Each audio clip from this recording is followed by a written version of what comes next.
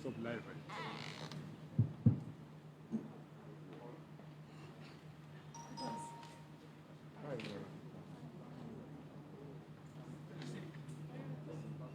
Hello? Yeah, what's in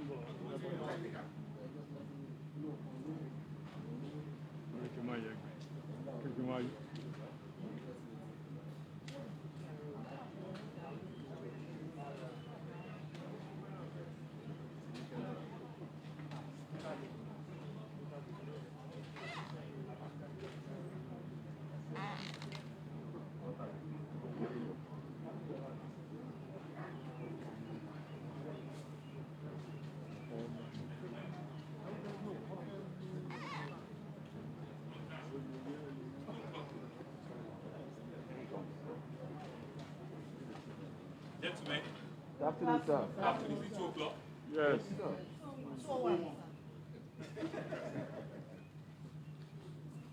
Thank you very much.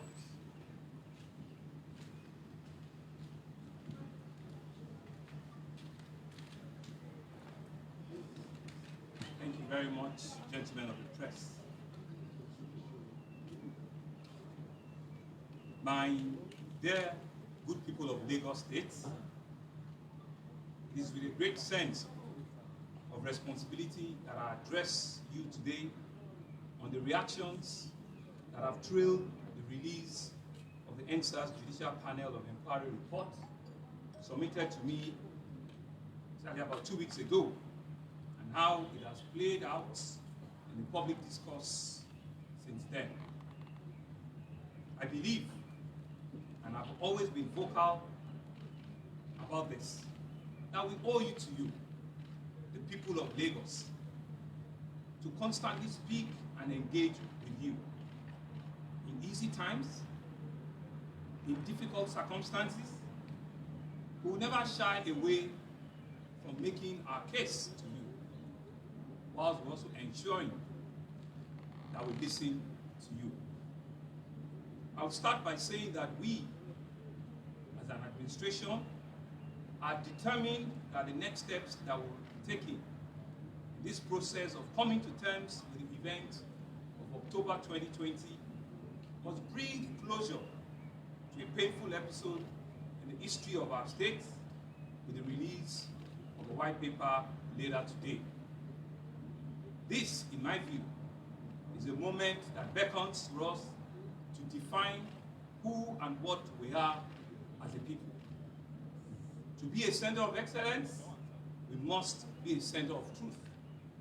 To be a smart city, we must be a just one. To be a prosperous state, we must establish ourselves as a peaceful entity. And to achieve the greater Lagos of our dreams, we must learn to live in harmony, even amidst inevitable disagreements in times like this. With anger and animosity too quick and fast at hand, it is easy to hide behind our own prejudices, treating them as deeper truths instead of the superficial lies that they are. It is far too easy to take sides and to choose emotion over facts, even when the truth is to be found in the shades of nuance. It is easy to choose darkness over light, to take perverse delight in playing unhelpful games of cynicism and suspicion, to cling to beliefs that do not carry the weight of verifiable evidences. To become a champion of prejudices is to own a fleeting and a false victory. It is a victory of rancor over reason, of vengeance over justice, of anger over compassion. Today, I stand before you to declare that I reject this path, and I invite you all to do the same. The choice confronting us today is between restoring a greater harmony or doing a greater harm. I choose harmony over harm. As your governor, it is my task to explain why all Lagosians should join me on this path that promises a more beneficial future to all. Fellow Lagosians, let me at this point bring to fore some of our very important contexts that we must never lose sight of. You will recall that the Judicial Panel of Inquiry was originally inaugurated to investigate allegations of police brutality which were committed by the disbanded SARS in Lagos State. It was in the aftermath of what happened on October 20, 2020, that I decided to expand the mandate of the panel to include investigating what really happened at the night at Lekki Plaza. As a matter of good faith and a sincere commitment to uncovering the truth, we constituted a panel of individuals that we believe were independent, were credible, and representative of the various stakeholder community interested in the movement against police brutality. Apart from the chairman of the panel being a respected retired jurist, various stakeholders, including the youth, NSAS protesters themselves, the police, and civil society groups were all represented on the panel. I'm sure no member of the panel can claim that the state government made any attempt to influence them in any way throughout the duration of its sitting. While I commend the panel for undertaking its tasks to the best of its abilities, it is however regrettable that the panel's work and the leakage of an unauthorized version of the report has generated tension. Sadly, a deep wound has been reopened. The heated exchanges among various shades of opinion on the report have unfortunately put us at the risk of meeting a larger picture. The fact that what we all seek is common is a land in which we're all safe and secure. Law enforcement agents are trusted and justice is guaranteed for all. As I've stated earlier, we have no intention to engage in his trollings or further inflame the passion on a matter that has generated intense interest and conversation, both nationally and internationally. Our decision and our actions will be based entirely on the law, the weight of evidence, and an unblemished respect for the truth. Let me at this junction say that I have never been in any doubt as to the sincerity, the patriotism, and the noble motivations of both the organizers and the participants in the movement to an end of the human rights abuses by the now disbanded Special Anti-Robbery Squad, SARS. It is also on record that the federal government accepted all the demands of the protesters, including the immediate scrapping of SARS. The National Economic Council, NEC, also recommended the establishment of state panels of inquiry into cases of police brutality. And the Lagos State government was the very first to set up its own panel. I can boldly say that no state took the advocacy of police reform and justice in the face of the documented brutality more seriously than we did in Lagos. We have so far paid over 400 million in the compensation to victims of police brutality, in line with the recommendations of the panel. My good people of Lagos State, you will also recall that in solidarity with the protesters, I joined the youth at various points during the demonstration, particularly at the Lekki Toll Plaza and in Alausa. I received the charter of demands of the protesters and promised to pass them to the President and Commander-in-Chief of the Armed Forces, President Muhammadu Buhari. I kept my words and I passed on the demands to the President, who promised to act promptly on the issues raised. However, perhaps as a result of the entrenched lack of trust between government and the governed over the years, the protesters responded to government's concessions with skepticism, and the demonstrators continued, even growing in intensity. Regrettably, what had been very well organized and a peaceful protest were subsequently hijacked in different parts of the country, particularly in Lagos. In the ensuing descent into anarchy, many of our compatriots were caught up in the violence. Several policemen were killed.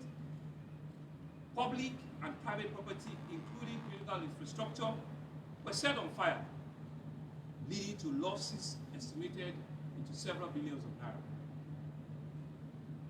At that point, I imposed a curfew to restore normalcy in Lagos. We had only one goal in mind, which is the maintenance of law and order and the protection of citizens going about their daily lives. This is more than a legal duty. It is a sacred obligation under the Constitution of the Federal Republic of Nigeria, which I swore to uphold. In my inaugural speech as your governor on the 29th of May 2019, I said, and I quote, "Let us explore how we can establish a harmony of interests and avoid the growing tendencies to focus on those things that differentiate and divide one Lagosian from another.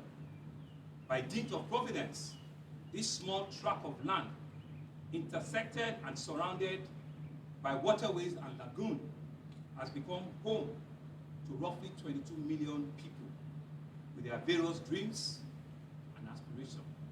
End of quote. It's therefore my earnest desire that all of us, the government, the youth, the protesters, the police, and other security agencies learn the appropriate lesson from the NSAS protests, particularly the Lekki toll incident, with a view to averting any reoccurrence to the detriment of our dear state.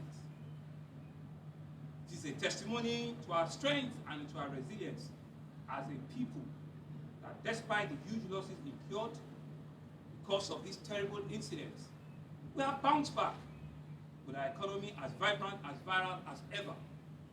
I have no doubt whatsoever that our prospects are as bright as ever and that the best lies ahead of us in Lagos State and in Nigeria.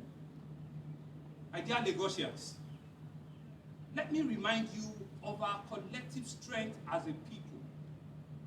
We have that social collective who, through the resilience of our spirit, confronted an unseen enemy called COVID-19. In our common resolve, we overcame the worst of the pandemic. We are the great people who triumph over terrible explosion at Dosoba, an incident in which many lives and property were lost. Just a month ago, we rose above the differences of our tribes and our tongues.